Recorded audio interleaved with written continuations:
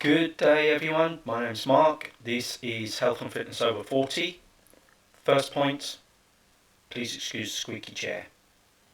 Today we are going to be talking about metabolic adaptation.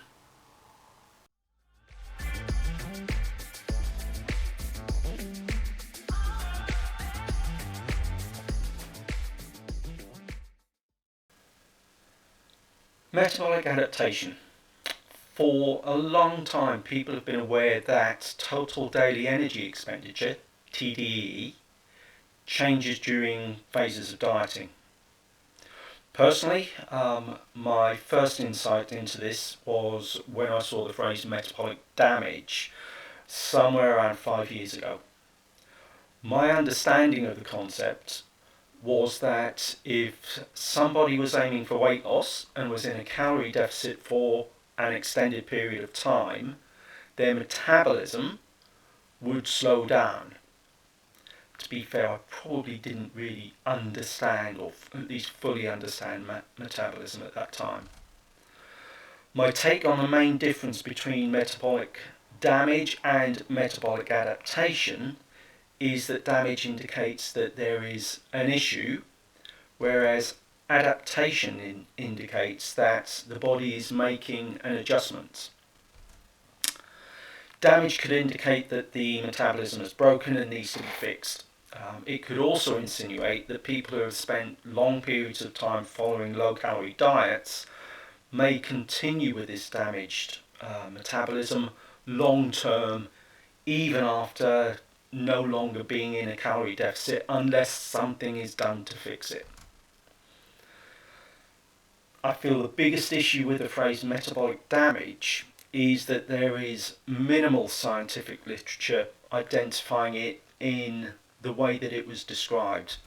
There are some individual studies that have results that potentially support the concept, but the weight of the literature appears to strongly indicate, at least to me, that metabolic adaptation would be a more appropriate term.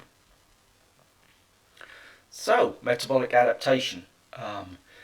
This is a physiological response that's been documented consistently in the research.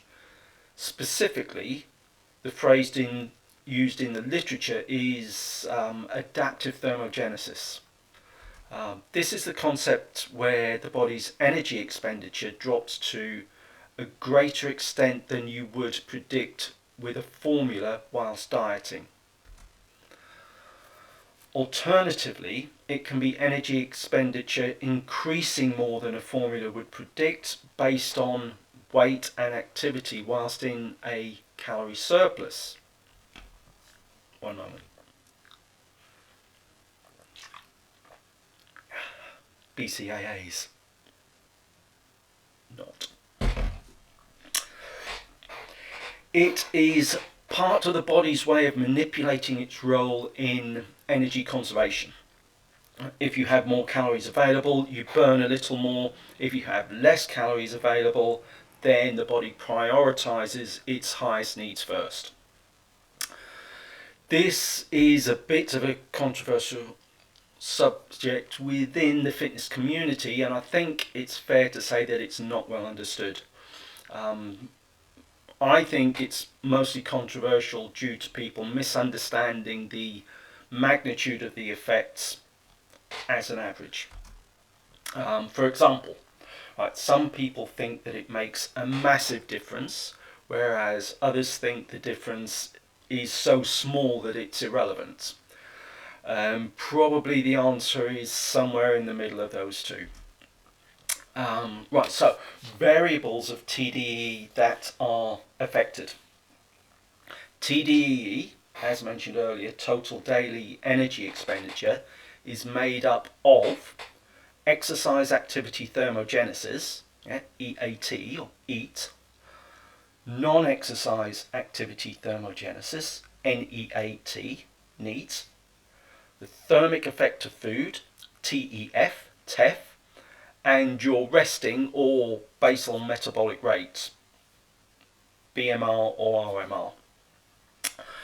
Generally, your RMR is going to change related to the changes in body weight and composition, since that is the number one factor.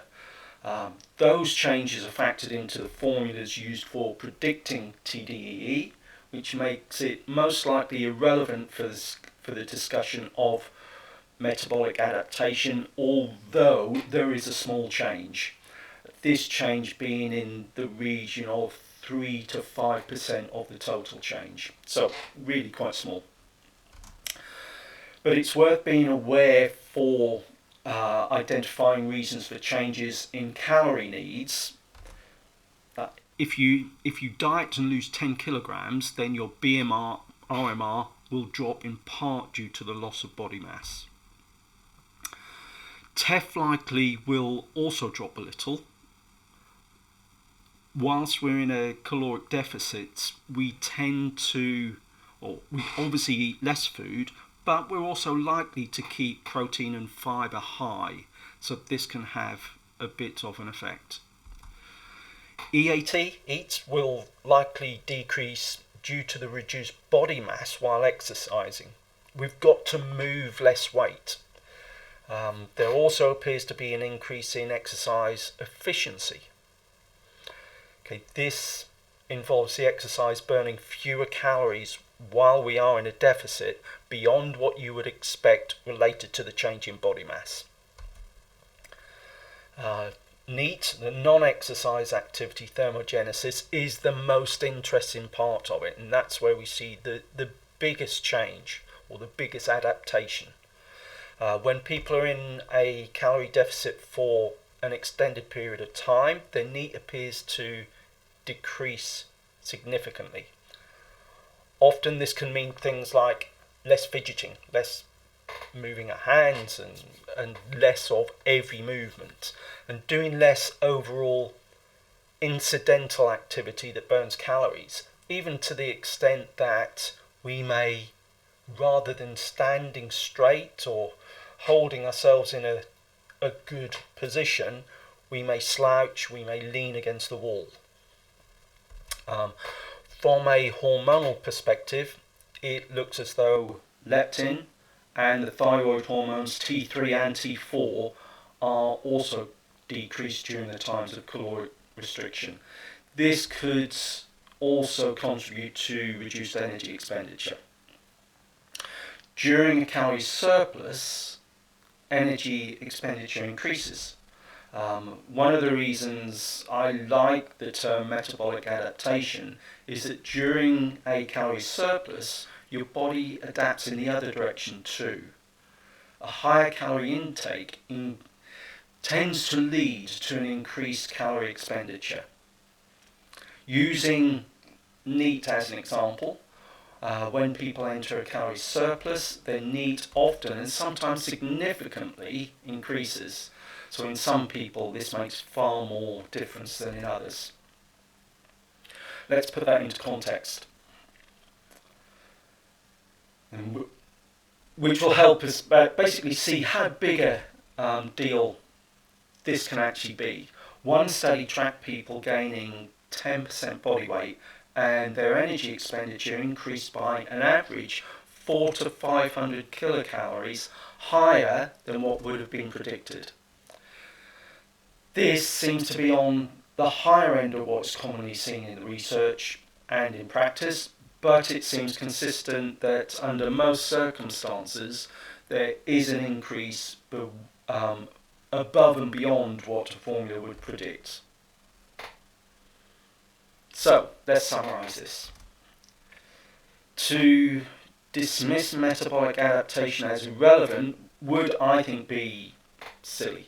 From a short-term standpoint, it's important because it means that adding or subtracting 500 kilocalories from someone's diet doesn't mean they will actually end up in a 500 kilocal surplus or deficit. The difference would be smaller due to the adaptation.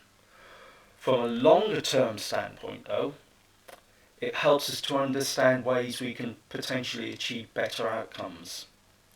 It also highlights how strategies such as diet breaks could potentially at least help keep energy expenditure higher and make the dieting process easier. That's the end for today.